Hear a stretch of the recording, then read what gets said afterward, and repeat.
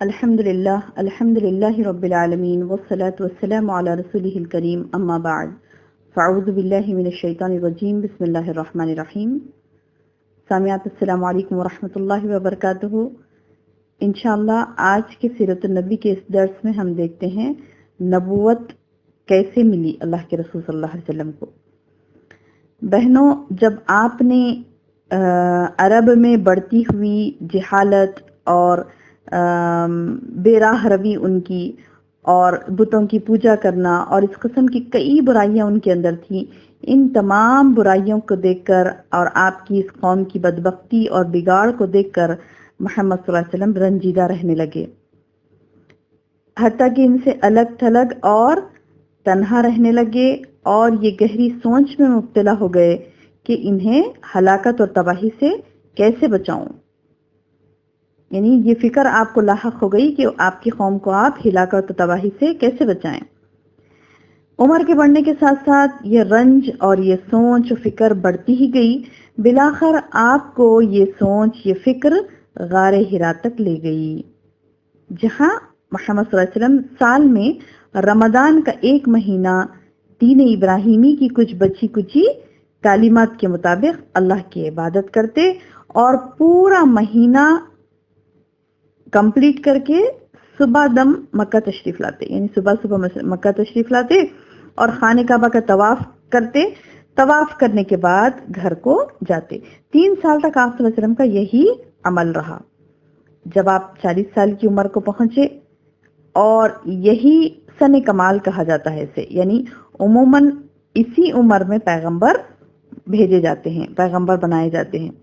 تو نبوت کی چمک دمک اور سعادت کی جھلکیاں نظر آنی شروع ہو گئی. جیسے 40ویں سال کی عمر کو پہنچے آپ، تب نبوت کی چمک دمک اور سعادت کی جھلکیاں، یعنی آپ کچھ نیک خواب دیکھتے اور جو بھی خواب دیکھتے وہ پورا ہوتا اور جیسے دیکھتے ویسا ہی پیش آتا. پھر کچھ روشنی نظر آنے لگتی آپ کو، کچھ آوازیں سنائی دینے لگتی. صحیح مسلم میں ایک حدیث ہے کہ محمد صلی اللہ علیہ وسلم فرماتے ہیں کہ میں مکے میں ایک پتھر کو جانتا ہوں جو بعثت سے پہلے مجھے سلام کیا کرتا تھا. یعنی ایک حدیث میں کیا آیا ہے، صحیح مسلم کی حدیث میں، کہ بعثت سے پہلے آپ نے کہا کہ میں ایک پتھر کو جانتا ہوں مکے میں جو مجھے سلام کرتا تھا. یعنی آپ کو آوازیں آتی تھی، کچھ روشنی نظر آتی تھی، پتھر کا سلام کرنا، یعنی ایسی کچھ جھلکیاں نظر آتی تھی کہ محمد صلی اللہ علیہ وسلم سوچنے پر مجبور ہو جاتے کہ یہ کیا ہے. پھر چنانچہ کیا ہوا کہ آپ اسی طرح نیک زندگی گزار رہے تھے اتنے میں کہ جب رمضان، تیسرے سال کے رمضان میں جب آپ کی عمر 41واں سال، آپ کی عمر کا 41واں سال شروع ہوا، یعنی 40 ایئرس کمپلیٹ ہو گئے، تو محمد صلی اللہ علیہ وسلم غار حرا کے اندر، اس وقت بھی آپ اندر غار حرا کے اندر بیٹھ کر ذکر الہی اور عبادت میں مشغول ہی تھے کہ اچانک حضرت جبرائیل علیہ السلام آئے. حضرت جبرائیل علیہ السلام آئے اور وحی نبوت سے آپ کو نوازا. اس کی تفصیل کچھ اس طرح ہے بہنوں. احادیث میں آیا ہے کہ اما عائشہ رضی اللہ عنہا فرماتی ہیں رسول اللہ صلی اللہ علیہ وسلم پر وحی کا آغاز نیند میں اچھے خواب سے ہوا. آپ جو بھی خواب دیکھتے وہ سفید صبح کی طرح نمودار ہوتا، یعنی جیسا دیتے ایگزیکٹ ویسے ہی وہ خواب پورا ہوتا. پھر آپ کو تنہائی پسند آنے لگی، چنانچہ آپ غار حرا میں خلوت اختیار کر لیے اور کئی رات گھر آئے بغیر عبادتیں کرتے، وہاں پر بیٹھ کر عبادت کرتے اور اس عرصے کے لیے توشہ بھی لے جاتے. پھر خدیجہ رضی اللہ عنہا کے پاس واپس آتے اور تھوڑی دیر قیام کرتے اور پھر اسی مدت کے لیے پھر توشہ لے کر چلے جاتے، یہاں تک کہ آپ صلی اللہ علیہ وسلم غار حرا میں ہی تھے کہ آپ کے پاس حق آ گیا، یعنی آپ کے پاس فرشتہ آیا اور کہا پڑھو. آپ نے کہا میں پڑھنا نہیں جانتا. آپ فرماتے ہیں کہ اس نے مجھے پکڑا اور اس زور سے دبوچا کہ مجھے چور کر ڈالا، پھر چھوڑ کر کہا پڑھو. میں نے کہا میں پڑھنا نہیں جانتا. یعنی آپ سب کو معلوم ہے کہ محمد صلی اللہ علیہ وسلم کیا تھے، امی تھے، پڑھنا نہیں جانتے تھے. تو نبی صلی اللہ علیہ وسلم نے کہا کہ میں پڑھنا نہیں جانتا. تو اس نے دوبارہ پکڑ کر دبوچا اور زور سے دبوچا، پھر چھوڑ دیا، پھر کہا پڑھ. میں نے کہا میں پڑھا ہوا نہیں ہوں. اس نے تیسری مرتبہ دبوچا اور کہا اقرأ باسم ربک الذی خلق خلق الانسان من علق اقرأ وربک الاکرم الذی علم بالقلم علم الانسان ما لم يعلم، یہ سورہ علق کی 5 آیتیں 1 تا 5 یہ نازل ہوئی. کیا ترجمہ ہے؟ پڑھ اپنے اس پروردگار کے نام سے جس نے پیدا کیا انسان کو لوتھڑے سے پیدا کیا. پڑھ تیرا رب بڑا کریم ہے جس نے قلم کے ذریعے سے علم دیا انسان کو وہ بات سکھائی جسے وہ نہ جانتا تھا. یہ پہلی وحی ہے جو محمد صلی اللہ علیہ وسلم پر کی گئی. کیا بتا رہے ہیں یہاں پر عائشہ رضی اللہ عنہا کہ محمد صلی اللہ علیہ وسلم فرماتے ہیں کہ انہیں اچانک یعنی عبادت کر رہے تھے غار حرا میں بیٹھ کر عبادت کر رہے تھے کہ اچانک ایک فرشتہ آیا. یعنی آپ کو نہیں معلوم تھا کہ وہ فرشتہ ہے.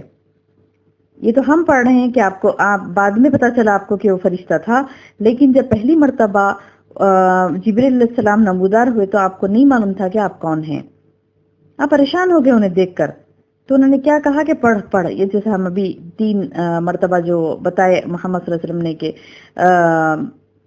3 مرتبہ جبریل علیہ السلام نے کہا پڑھ، لیکن محمد صلی اللہ علیہ وسلم نے بار بار یہی جواب دیا کہ مجھے پڑھنا نہیں آتا. تیسری مرتبہ انہوں نے بہت ہی زور سے دبایا، آپ کو گلے لگایا اور زور سے دبایا اور کہا اقرأ بسم ربک الذی خلق خلق الانسان من علق. جو بھی میں نے 5 آیتیں پڑھی. تو اس میں کیا میسج دیا؟ اللہ کے رسول صلی اللہ علیہ وسلم کو کیا میسج دیا گیا کہ پڑھ اپنے پروردگار کے نام سے جس نے پیدا کیا انسان کو خون کے لوتھڑے سے. پڑھ تیرا پروردگار بڑا کریم ہے جس نے قلم کے ذریعے سے علم دیا انسان کو وہ بات بتائی جسے وہ نہ جانتا تھا.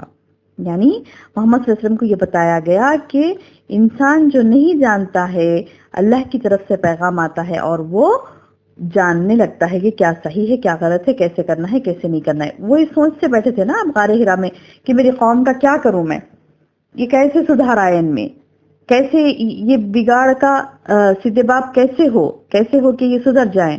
تو پھر یہ آیتیں نازل ہوئی. جبریل علیہ السلام آ کر یہ سنائے. ان آیات کو لے کر رسول اللہ صلی اللہ علیہ وسلم واپس ہوئے. اور آپ تصور کریے رات کا وقت غار میں تنہا بیٹھے ہیں اور اچانک کوئی آیا ہے اور آ کر کہہ رہا ہے پڑھ.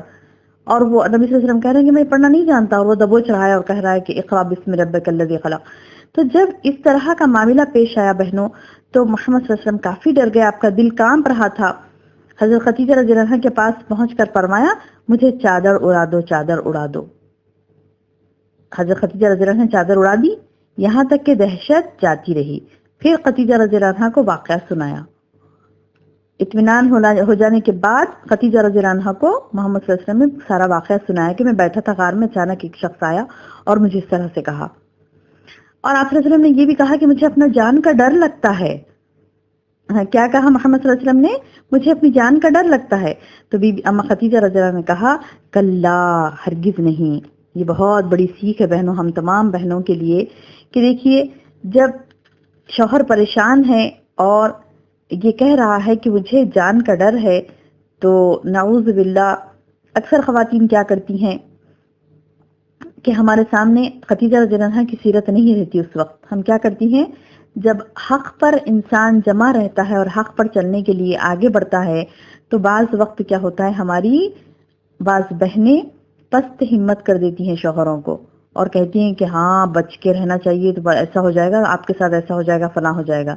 نعوذ باللہ. جبکہ یہاں پر دیکھیے کیسے کہہ رہے ہیں اما خدیجہ رضی اللہ عنہا ہماری ماں ہے وہ ہمارے لیے مثال ہے.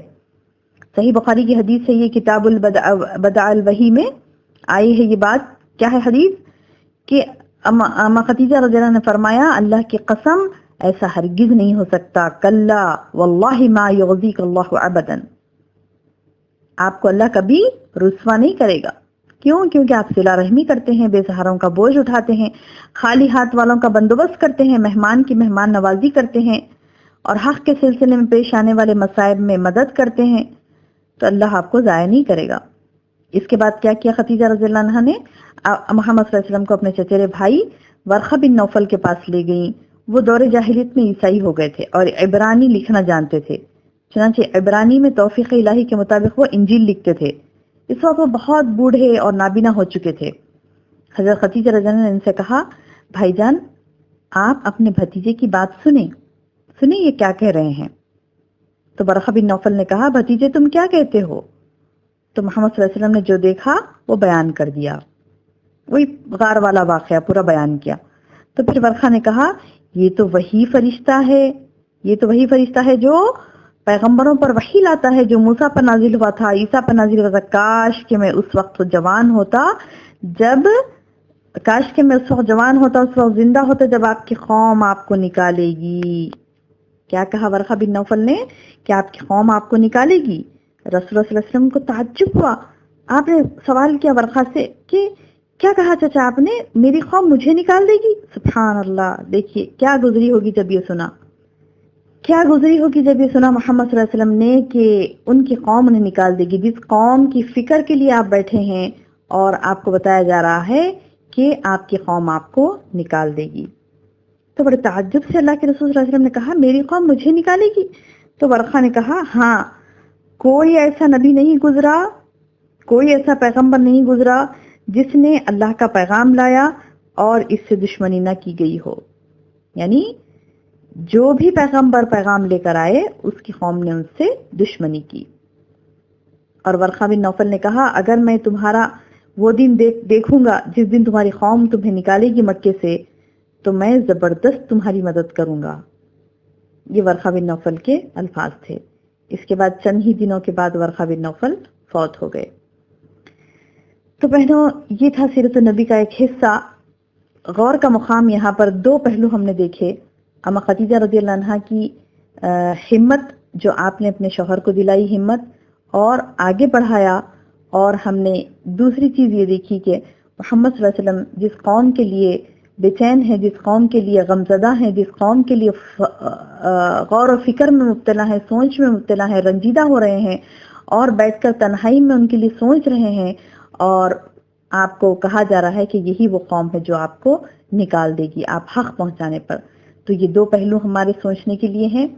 پہلے پہلو میں ہم یہ دیکھیں گے کہ کیا ہم شوہروں کے لیے ہمت افزائی کر رہی ہیں، ان کو دین کے کام کے لیے ابار رہی ہیں یا نہیں، یہ دیکھیں گے۔ اور دوسری مثال میں جہاں پر یہ بتایا گیا کہ اللہ کے رسول صلی اللہ علیہ وسلم کو یہ پیشن گوئی کی گئی کہ آپ کی قوم آپ کو نکال دے گی، لیکن آپ نے اپنا کام نہیں چھوڑا، حق کو نہیں چھوڑا، بلکہ حق کو برابر آپ پھیلائے اور برابر آپ جہد مسلسل کرتے رہے۔ یہ نہیں دیکھے کہ میری قوم مجھے نکال دے گی لہٰذا یہ قوم کی فکر کیوں کروں، میری اپنی کر لوں، ایسا نہیں، بلکہ برابر محمد صلی اللہ علیہ وسلم نے قوم کی فکر کی اور اللہ تعالیٰ نے آپ کو کامیابی دی۔ اللہ تعالیٰ سے دعا ہے کہ اللہ تعالیٰ ہمیں سیرت النبی کے ہر پہلو کو سن کر اپنی زندگیوں میں امپلیمنٹ کرنے والا بنائے۔ آمین یا رب۔ السلام علیکم ورحمۃ اللہ وبرکاتہ۔